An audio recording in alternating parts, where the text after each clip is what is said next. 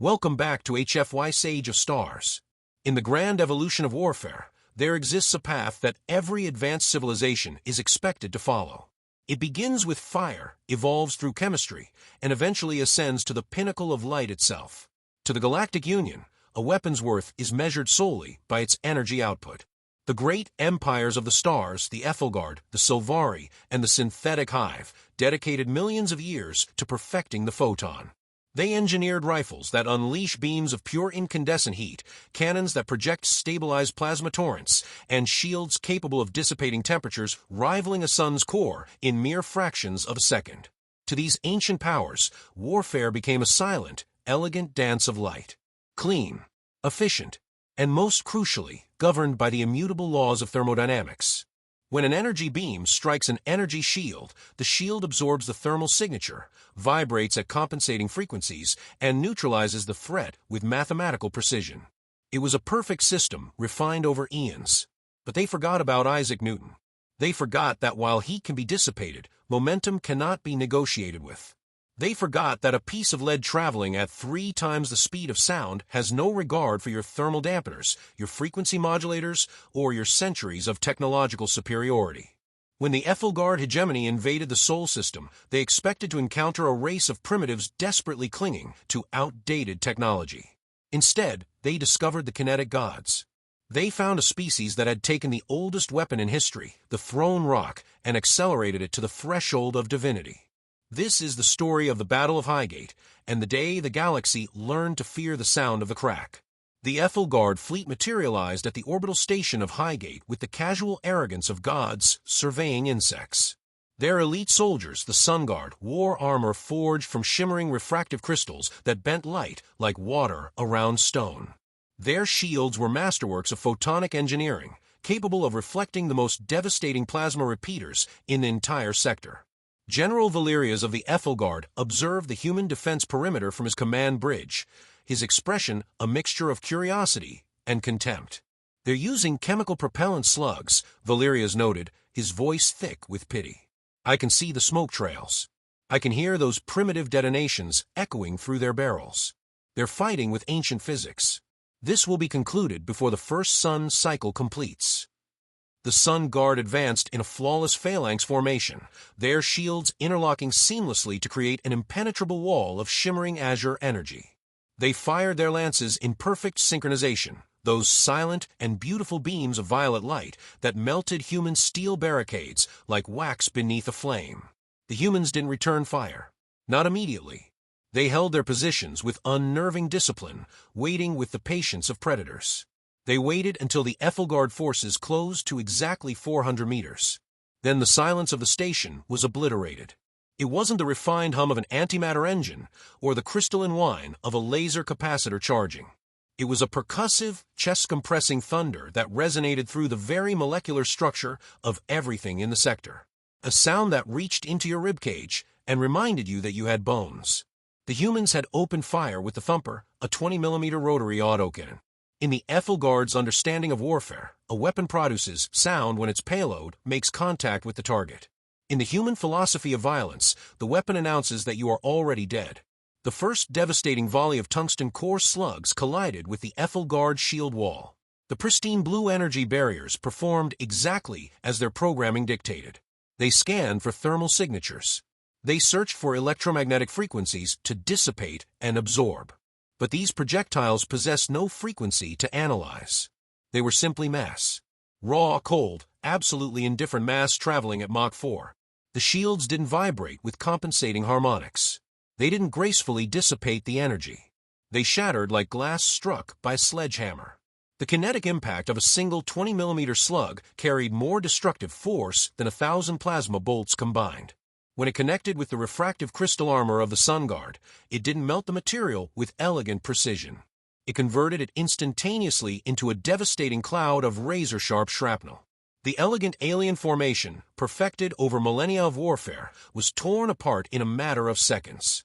It wasn't the clean, instantaneous death of energy weapons. It was chaos incarnate, violent, brutal, and absolutely terrifying in its demonstration of fundamental physics. My shields are reading full capacity, an Ethelgard commander's voice shattered across the communications channel, breaking with raw panic. But they're not stopping the projectiles. They're tearing through the hull plating. They're tearing through us. General Valerius watched in mounting horror as his elite guard was systematically dismantled. The humans weren't simply firing weapons. They were conducting a symphony of ballistics, each note a calculated expression of violence. He witnessed a human sniper positioned nearly a kilometer distant fire a single .50 caliber round. The bullet encountered an Ethelgard officer's energy shield, bypassed the entire energy matrix as if it were nothing more than colored air, and punched a hole through the officer's torso the diameter of a dinner plate. "They're not using light," Valerius whispered, his hands trembling against the command console. "They're weaponizing the universe's own mass against us. They're throwing fragments of their own planet at us at supersonic velocities." The humans have a name for their philosophy. They call it the gospel of the slug. To a human soldier, a firearm isn't merely a sophisticated tool of warfare. It's a mechanical extension of human will itself. It's reliable in ways energy weapons can never achieve. It doesn't require elaborate cooling systems or delicate calibration. It doesn't care about electromagnetic pulse fields or solar radiation. As long as there exists a spark, a barrel, and a piece of metal, a human will find a method to drive that metal through your vital organs. At Highgate, the humans revealed their heavy artillery, the railguns. If the autocannons represented a percussive drum section, the railguns were the voice of a vengeful god screaming judgment. Using electromagnetic acceleration rails, they launched 2-kilogram spikes of solid iron at a meaningful fraction of light speed.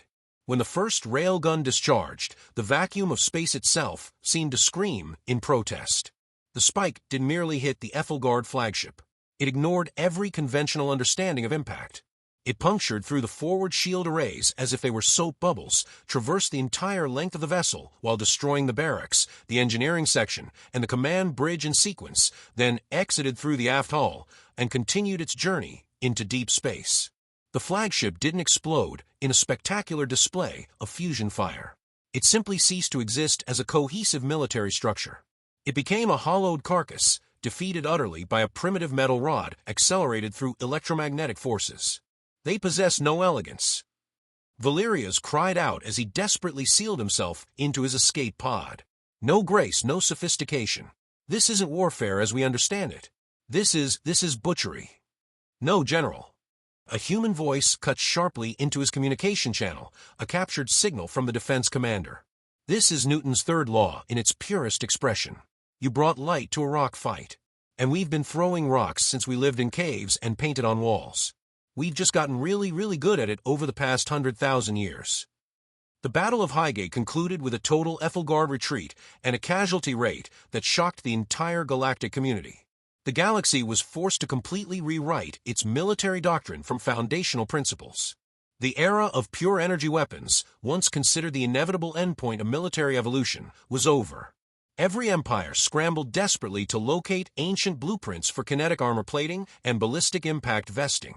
They realized with uncomfortable clarity that while lasers are visually impressive and theoretically elegant, a bullet represents a permanent solution to what they had considered temporary problems. Today, the human kinetic corps are among the most feared and respected mercenaries across the stars. They don't possess the luminescent ships of the Silvari or the telepathic combat coordination of the Zorithians. What they have are smoking barrels, scattered shell casings, and the unwavering cultural belief that if something poses a problem, you should strike it with a piece of metal moving very, very fast. In the Great Museum of Galactic History, maintained on the neutral station of Archival Prime, there exists a special exhibit that draws visitors from across known space. It isn't a prototype fusion bomb or an experimental particle beam emitter. It's a single crushed lead bullet, carefully preserved and recovered from the hull breach of an Ethelgard heavy cruiser. The inscribed plaque beneath this unassuming artifact reads, "The light may illuminate your path, but lead determines where your journey ends." Beware the humans. They are the only species in galactic record that transformed the most fundamental laws of motion into a philosophy of war. This has been HFY Sage of Stars. Remember, energy is theoretical, but momentum is an immutable fact.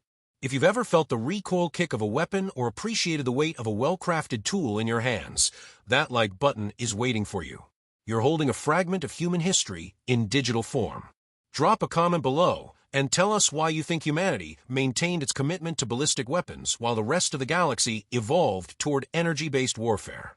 Subscribe to the channel, and always remember that Isaac Newton remains the deadliest son of humanity to ever leave Earth's gravity well. Target neutralized.